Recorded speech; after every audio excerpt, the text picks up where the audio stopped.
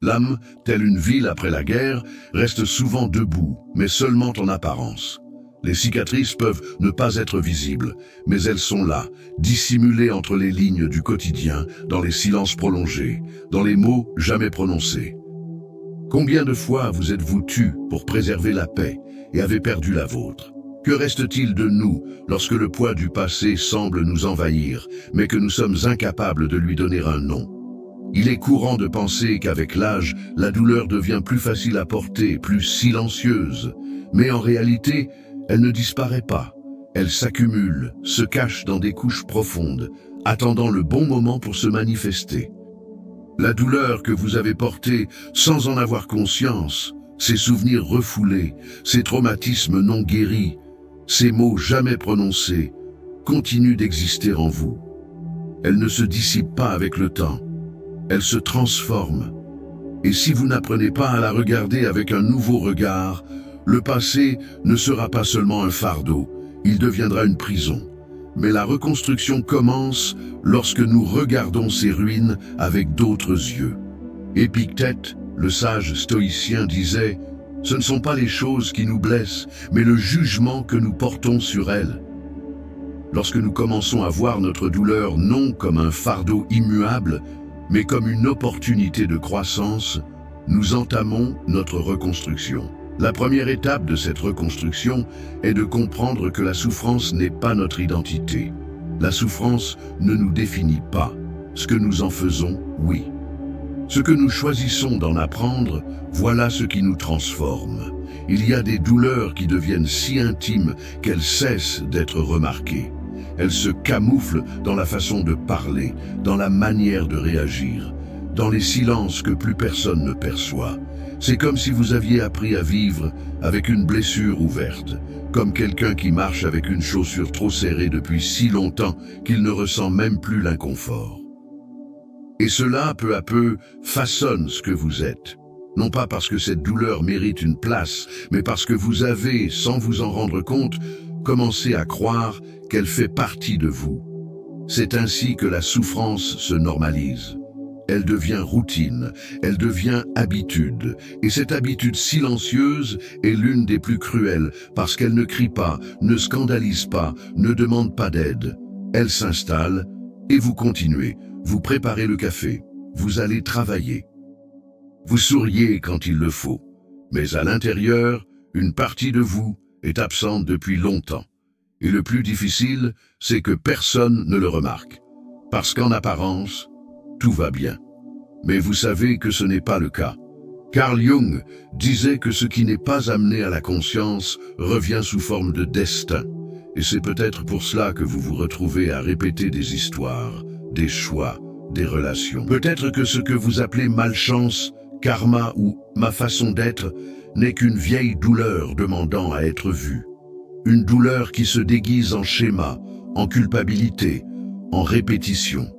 Une douleur qui ne cherche pas la punition, seulement la compréhension. Il y a une question qui peut commencer à défaire ce nœud invisible. De qui sont les voix qui résonnent en vous lorsque quelque chose fait mal? Sont-elles vraiment les vôtres? Ou portez-vous des phrases anciennes, des regards anciens, des jugements qui n'ont jamais été les vôtres? Parfois, ce qui pèse le plus, ce n'est pas la douleur en elle-même, mais le fait de ne jamais l'avoir reconnue comme légitime, comme si vous deviez être fort en permanence. Si pleurer, flancher ou simplement ressentir était un signe d'échec. Et ce n'est pas le cas. Reconnaître ce décombres invisible n'est pas une faiblesse. C'est un début de lucidité. C'est le premier pas pour transformer la douleur en clarté. Parce que tant que vous prétendez que tout va bien, la douleur continuera à trouver des chemins secrets pour se manifester. Et c'est peut-être pour cela que vous vous sentez épuisé, sans raison apparente. C'est peut-être pour cela que votre âme semble lourde, même les jours de soleil. La colère est une émotion puissante, souvent déguisée en autre chose. Sous le masque du contrôle, de la patience ou de la résignation, elle se cache, attendant le moment propice pour se révéler, et c'est à ce moment-là qu'elle échappe au contrôle. Car en tentant de réprimer la colère, en l'ignorant ou en la transformant en quelque chose de plus acceptable, vous lui donnez plus de force, plus d'espace pour grandir en vous. Vous est-il déjà arrivé de dire que tout allait bien, alors qu'en réalité, ce que vous ressentiez était une colère si profonde qu'elle vous étouffait presque? La colère ne disparaît pas simplement parce que vous l'ignorez ou choisissez de ne pas l'exprimer. Elle se transforme. Et bien souvent, la colère réprimée s'infiltre dans d'autres aspects de votre vie, affectant vos relations, votre santé émotionnelle, voire votre perception de vous-même. Marc Aurèle, l'empereur stoïcien, écrivait de longues lettres à lui-même, non pas pour se réprimer, mais pour s'observer. Il savait que s'il ne prenait pas le temps de comprendre ses émotions, leur impact serait inévitable. Au lieu de juger sa colère, il l'examinait. Il se demandait « Que me dit cette colère ?» Et ce faisant, il ne laissait pas la colère prendre le contrôle, mais apprenait à y faire face de manière constructive. Il existe une technique qui peut aider à transformer la colère en compréhension, quelque chose de simple mais de puissant. C'est le journal stoïcien en 3 couches. D'abord, demandez-vous « Qu'ai-je ressenti ?» Ensuite, qu'ai-je pensé de cela? Et enfin, que puis-je changer? Ce processus vous permet non seulement de vous observer avec recul, mais aussi de gagner en clarté pour agir avec sagesse, au lieu d'être dominé par l'émotion du moment. La colère, comme toute autre émotion, n'est ni bonne ni mauvaise en soi. Ce qui importe, c'est ce que vous en faites. Si vous l'ignorez ou la réprimez, elle grandit. Si vous l'accueillez et la comprenez, elle se transforme. Et en faisant cela, vous commencez à libérer le poids émotionnel que vous portez, vous permettant de ressentir et, en même temps, de choisir comment réagir. Le cerveau humain est extraordinaire dans sa capacité à stocker et à traiter les émotions, mais il est également extrêmement sensible à la souffrance non résolue. Lorsqu'une douleur est ignorée, négligée ou étouffée, elle ne disparaît pas. Au contraire, elle se cristallise en nous et finit par façonner notre perception du monde. L'amygdale, la région du cerveau responsable de la régulation émotionnelle, amplifie les anciens traumatismes, les rendant aussi vifs et réels que la souffrance actuelle. Ce processus se produit presque automatiquement. Lorsqu'un déclencheur émotionnel survient, le cerveau peut rapidement activer les souvenirs les plus douloureux du passé, connectant des émotions et des situations anciennes au présent. Et que se passe-t-il? Vous ne réagissez pas seulement à la situation actuelle, vous réagissez au poids de toutes les expériences passées non traitées qui résident encore en vous. Ce lien entre le présent et le passé est puissant et, souvent, invisible. Ce que l'on perçoit comme une réaction excessive ou une crise de panique sans raison apparente n'est bien souvent que la manifestation de quelque chose de non guéri. La douleur que vous portez encore, sans même en être conscient, refait surface comme une mémoire vivante et son impact se ressent dans votre corps, vos décisions et vos relations. Les neurosciences nous enseignent également que les émotions mal interprétées ou mal traitées peuvent se fixer dans le corps. Schachter et Singer, dans leurs études sur les émotions, ont révélé que les sentiments non résolus n'affectent pas seulement l'esprit, mais s'enracinent aussi physiquement. Le corps devient le champ de bataille de toutes les émotions qui n'ont pas été correctement digérées. À ce stade, la respiration devient un outil puissant. La technique stoïcienne de respiration 4-7-8 peut aider à rétablir l'équilibre du système nerveux lors de déclencheurs émotionnels. Inspirer pendant 4 secondes, retenir sa respiration pendant 7 secondes, puis expirer lentement pendant 8 secondes, active le système parasympathique, apportant calme et clarté à l'esprit. Cet exercice simple peut être la clé pour ralentir la réponse émotionnelle automatique et commencer à dénouer les nœuds internes.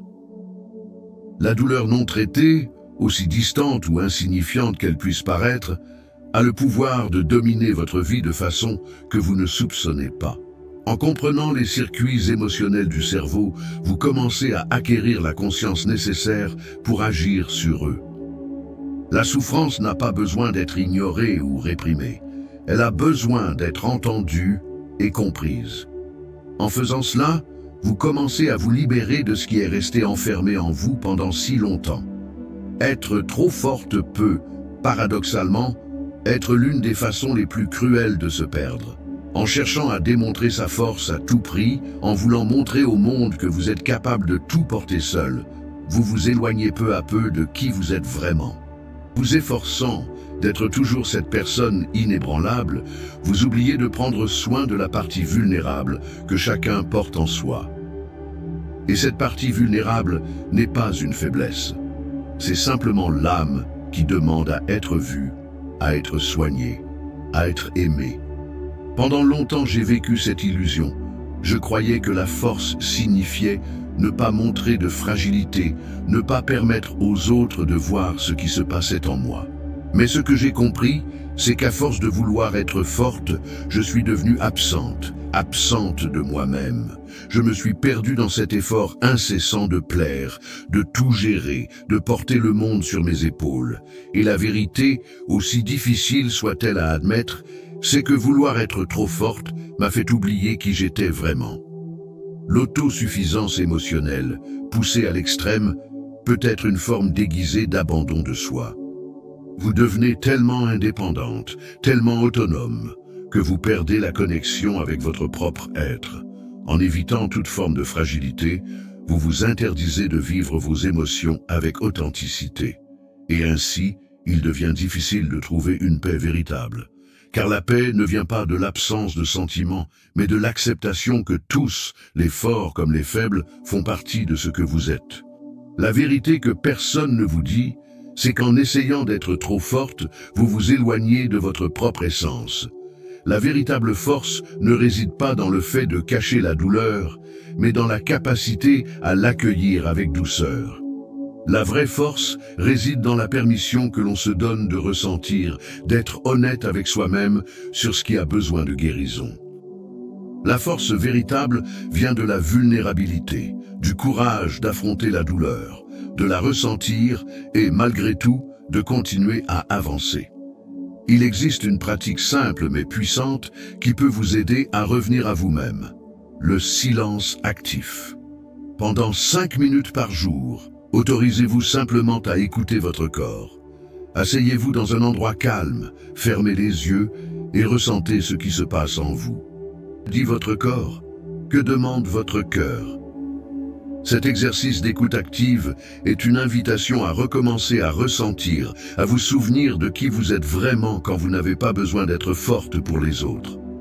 La vraie force ne réside pas dans la résistance, mais dans la capacité à reconnaître la fragilité et à partir d'elle, à se reconstruire. En faisant cela, vous commencez à vous retrouver.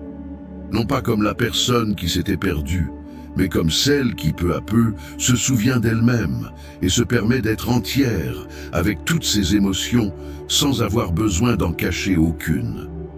Être trop forte peut, paradoxalement, être l'une des façons les plus cruelles de se perdre. En cherchant à démontrer sa force à tout prix, en voulant montrer au monde que vous êtes capable de tout porter seul, vous vous éloignez peu à peu de qui vous êtes vraiment. En vous efforçant d'être toujours cette personne inébranlable, vous oubliez de prendre soin de la partie vulnérable que chacun porte en soi. Et cette partie vulnérable n'est pas une faiblesse. C'est simplement l'âme qui demande à être vue, à être soignée, à être aimée. Pendant longtemps, j'ai vécu cette illusion. Je croyais que la force signifiait ne pas montrer de fragilité, ne pas permettre aux autres de voir ce qui se passait en moi. Ce que j'ai compris, c'est qu'à force de vouloir être forte, je suis devenue absente de moi-même. Je me suis perdue dans cet effort incessant de plaire, de tout gérer, de porter le monde sur mes épaules. Et la vérité, aussi difficile soit-elle à admettre, c'est que vouloir être trop forte m'a fait oublier qui j'étais vraiment. L'autosuffisance émotionnelle, poussée à l'extrême, peut être une forme déguisée d'abandon de soi. Vous devenez tellement indépendante, tellement autonome, que vous perdez la connexion avec votre propre être. En évitant toute forme de fragilité, vous vous interdisez de vivre vos émotions avec authenticité. Et ainsi, il devient difficile de trouver une paix véritable. Car la paix ne vient pas de l'absence de sentiments, mais de l'acceptation que tous, les forts comme les faibles, font partie de ce que vous êtes. La vérité que personne ne vous dit, c'est qu'en essayant d'être trop forte, vous vous éloignez de votre propre essence. La véritable force ne réside pas dans le fait de cacher la douleur, mais dans la capacité à l'accueillir avec douceur. La vraie force réside dans la permission que l'on se donne de ressentir, d'être honnête avec soi-même sur ce qui a besoin de guérison. La force véritable vient de la vulnérabilité, du courage d'affronter la douleur, de la ressentir et, malgré tout, de continuer à avancer. Il existe une pratique simple mais puissante qui peut vous aider à revenir à vous-même. Le silence actif. Pendant 5 minutes par jour, autorisez-vous simplement à écouter votre corps. Asseyez-vous dans un endroit calme, fermez les yeux et ressentez ce qui se passe en vous. Que dit votre corps? Que demande votre cœur? Cet exercice d'écoute active est une invitation à recommencer à ressentir, à vous souvenir de qui vous êtes vraiment quand vous n'avez pas besoin d'être forte pour les autres. La vraie force ne réside pas dans la résistance, mais dans la capacité à reconnaître la fragilité et à partir d'elle, à se reconstruire. En faisant cela, vous commencez à vous retrouver. Non pas comme la personne qui s'était perdue, mais comme celle qui, peu à peu, se souvient d'elle-même et se permet d'être entière, avec toutes ses émotions, sans avoir besoin d'en cacher aucune. Le monde qui nous entoure, avec ses exigences, ses attentes et ses comparaisons, a le pouvoir d'intensifier ce que nous portons déjà en nous. La pression sociale, cette exigence silencieuse d'être parfaite, d'être toujours à la hauteur des attentes des autres, peut exacerber l'autocritique intérieure de manière dévastatrice. Bien souvent, ce qui nous dérange dans le monde extérieur, ce n'est même pas ce qu'il impose, mais la façon dont nous y réagissons. Et dans ce reflet, nous sommes impitoyables envers nous-mêmes. Comme le bambou qui se plie au vent sans se briser, la véritable flexibilité émotionnelle ne vient pas du combat contre le courant de la vie, mais de l'apprentissage à écouter notre douleur sans nous laisser consumer par elle. Les stoïciens, dans leur sagesse, nous enseignaient à comprendre ce que nous pouvons contrôler et à accepter ce que nous ne pouvons pas. Mais en pratique, nous finissons souvent par résister, réprimer, tenter de cacher notre vulnérabilité, car le monde qui nous entoure nous fait croire que cela est une faiblesse. L'autocritique s'intensifie lorsque nous regardons autour de nous et voyons des images idéalisées de ce que nous devrions être. Les réseaux sociaux, les comparaisons, la surveillance constante de ce qui est parfait, tout cela alimente une pression invisible sur notre estime de soi. Et le plus triste, c'est que cette autocritique devient souvent plus sévère que n'importe quelle critique extérieure. C'est une tempête silencieuse, un tourbillon qui ne crie pas, mais qui nous ronge de l'intérieur, comme si nous devions être parfaites pour être dignes. Il est important de comprendre que réprimer ou ignorer cette douleur intérieure ne fait que la renforcer. La pression extérieure peut être immense, mais le plus grand combat est celui qui se déroule en nous. Nous devons apprendre à accueillir l'autocritique, non comme une accusation, mais comme un message qui demande à être entendu. Le monde peut tenter de modeler notre identité, mais la manière dont nous y répondons nous appartient. Le premier pas pour briser ce cycle est de comprendre que ce jugement implacable que nous portons sur nous-mêmes ne définit pas qui nous sommes. Beaucoup commettent l'erreur de réprimer leurs émotions et sentiments négatifs en essayant de se conformer au modèle que le monde impose. Mais cela, contrairement à ce que l'on croit, n'apporte pas la paix. Réprimer ses émotions, ce n'est pas les contrôler, c'est ignorer ce qui est nécessaire à notre croissance intérieure. Réprimer les émotions, en particulier la colère ou la tristesse, les pousse simplement plus profondément, là où elles finiront par ressurgir de manière plus agressive. La véritable sagesse stoïcienne réside dans l'acceptation des émotions qui surgissent et non dans leur rejet. Le secret, c'est de reconnaître que vous êtes humaine, et donc imparfaite. Et cela n'est pas seulement normal, mais nécessaire. En acceptant votre vulnérabilité, vous commencez à vous libérer de la tempête silencieuse qu'est l'autocritique constante. Cela ne signifie pas se résigner, mais conquérir la liberté d'être qui vous êtes sans devoir vous cacher derrière une image de perfection. Il existe des moments où l'on se regarde dans le miroir et où l'on ne sait plus vraiment qui l'on est. Non pas à cause de l'apparence extérieure, mais à cause de ce sentiment intérieur que quelque chose s'est perdu, s'est fragmenté en cours de route. La vie, avec ses difficultés et ses défis, nous façonne, et souvent nous perdons de vue ce qui compte vraiment. Nous nous efforçons tant de répondre aux attentes des autres, de plaire, de faire fonctionner la vie, que nous finissons par oublier qui nous sommes, ce que nous désirons vraiment, ce que nous ressentons profondément. Le regard dans le miroir, parfois, est bien plus qu'un simple reflet. Il devient une confrontation, une preuve de la déconnexion que nous ressentons entre ce que nous étions et ce que nous sommes devenus. C'est comme si l'image reflétée appartenait à une étrangère. Quelqu'un qui n'a plus les mêmes aspirations, les mêmes rêves, ni même la même paix intérieure. Et cet éloignement de soi est l'une des douleurs les plus difficiles à affronter, car bien souvent, on ne sait ni quand ni comment cela s'est produit. Il est subtil, silencieux, mais dévastateur. Jung, le grand psychologue, décrivait ce processus comme une phase d'individuation, un retour à l'essence après l'effondrement de l'ego.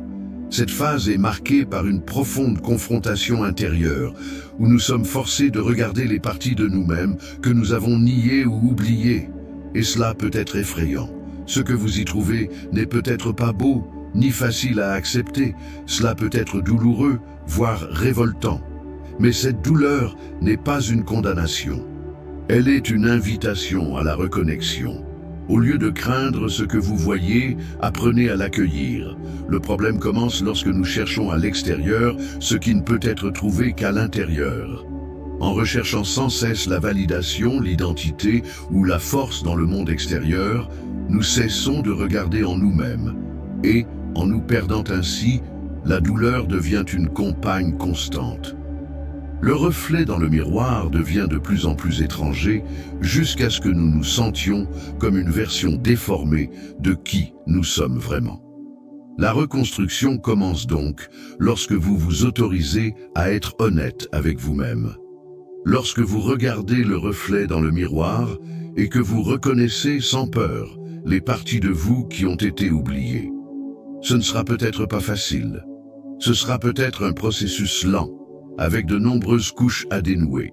Petit à petit, vous commencerez à vous reconnecter à votre essence, à la femme qui existe au-delà des attentes et de la pression du monde extérieur. Vous recommencerez à vous regarder et, enfin, à vous reconnaître. Le processus de reconnexion est essentiel, et il ne s'agit pas de changer qui vous êtes, mais de découvrir qui vous êtes vraiment. Le miroir, bien souvent, n'est pas là uniquement pour refléter l'image extérieure. Il est un outil pour regarder à l'intérieur, pour retrouver la vérité de ce qui s'est perdu en chemin. Et, ce faisant, vous commencez à vous reconstruire, non pas de l'extérieur vers l'intérieur, mais de l'intérieur vers l'extérieur, avec toutes vos failles, vos cicatrices, mais aussi avec votre force authentique, le désir de certitude et le reflet profond de notre besoin de contrôle. Nous voulons savoir quel chemin suivre, quel choix faire, quelle décision prendre pour enfin trouver la paix. Mais, et si je vous disais que, bien souvent, le véritable chemin n'est pas celui qui apparaît clairement et directement devant nous? Et si le fait de se perdre faisait en réalité partie intégrante de notre transformation? Sénèque, l'un des grands penseurs stoïciens, disait « Aucun vent n'est favorable à celui qui ne sait pas où il va ». Et souvent, la vie semble se dérouler sans direction précise, comme si nous étions entraînés par un courant que nous ne pouvons maîtriser. Et c'est précisément dans cet espace d'incertitude que commence à émerger le pouvoir de la transformation. Lorsque vous ne savez pas exactement où vous allez, vous commencez à vous ouvrir à ce qui compte vraiment, à ce qui est véritablement essentiel.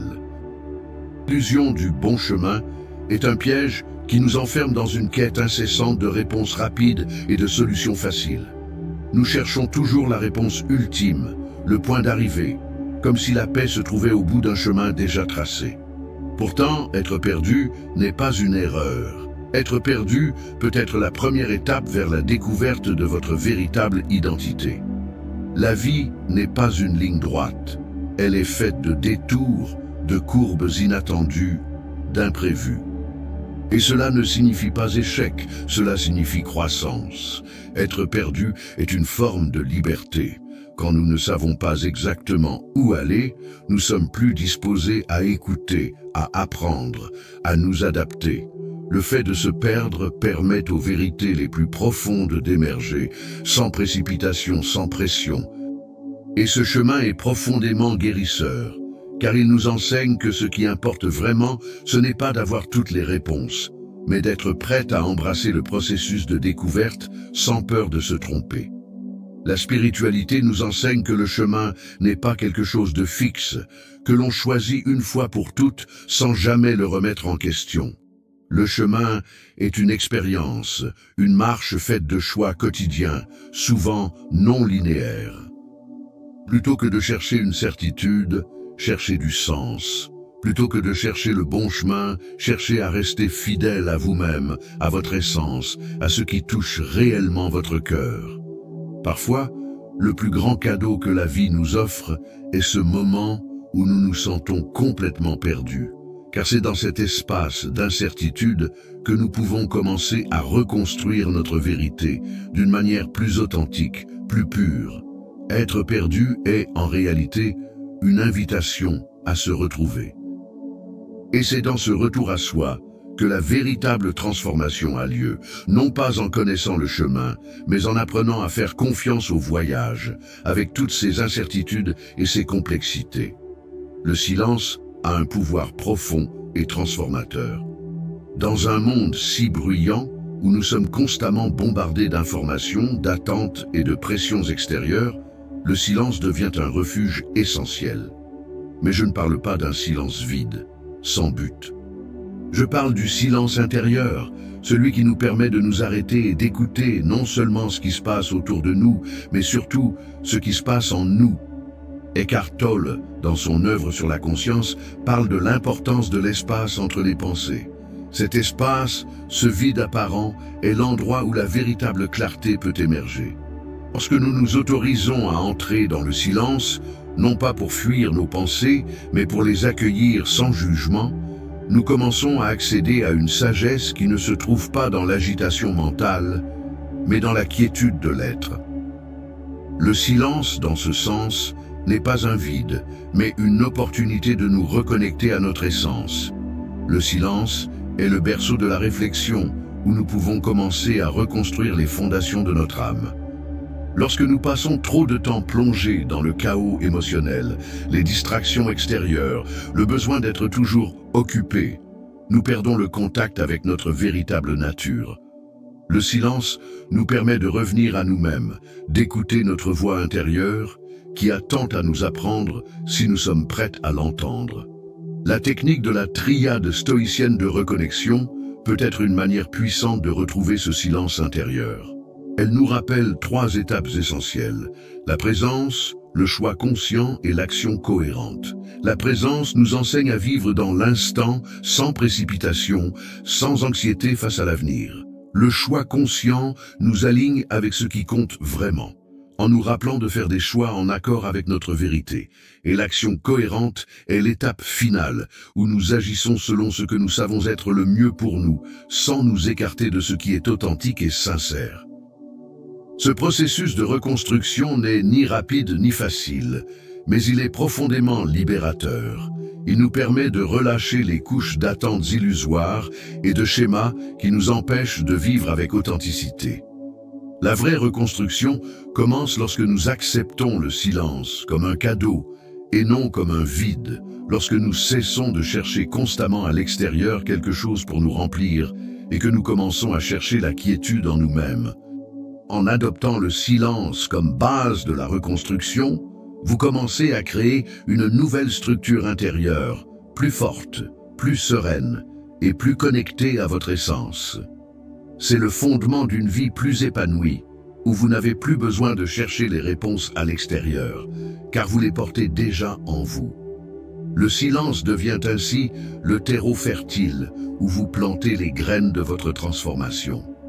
Et avec le temps, ces graines fleurissent, révélant la force silencieuse et la paix intérieure qui ont toujours été en vous. Tu n'es pas les pierres tombées, tu es celle qui décide quoi en faire. Quand tout semble s'effondrer, quand la douleur et la perte paraissent insupportables, souviens-toi que, en toi, existe une force silencieuse qui ne se laisse pas ébranler. Chaque ruine, chaque morceau brisé, chaque faille n'est pas la fin de ton histoire, mais le début d'un nouveau voyage. Tu n'es pas brisé, tu es en transformation, et c'est cela qui te rend vivante. Le chemin de la reconstruction est long et souvent solitaire, mais il est aussi le plus profond et le plus significatif. Il ne s'agit pas de redevenir ce que tu étais, mais de te permettre de devenir celle que tu aurais toujours dû être, une version plus forte, plus authentique, plus entière. La paix ne réside pas dans l'absence de douleur, mais dans la capacité de la regarder autrement, d'en apprendre, de la laisser devenir une alliée dans le processus de ta propre évolution. Tout au long de ce chemin, le silence devient ton allié. C'est dans le silence que tu trouves les réponses que tu cherchais tant dans les voies extérieures. C'est dans le silence que commence la reconstruction. Et en te permettant d'être présente, sans précipitation, sans pression, tu commences à te retrouver. Et alors, la vérité émerge. La vérité que tu n'es pas brisée. Tu es en train de renaître. Et, ce faisant, tu te reconnectes à ce qui est vraiment essentiel. Ta force silencieuse, ta capacité à te reconstruire, ta paix intérieure. Toute grande transformation commence par un choix silencieux. Le choix de ne pas vivre en pilote automatique, de ne pas te laisser définir par les circonstances, mais de te permettre de te reconstruire à partir des ruines. Le chemin devant toi n'est pas un chemin sans douleur, mais c'est un chemin de guérison, de croissance et de découverte de soi. Et tu es prête à l'emprunter. Des ruines à la présence. Le voyage est le tien, et tu n'es plus seul.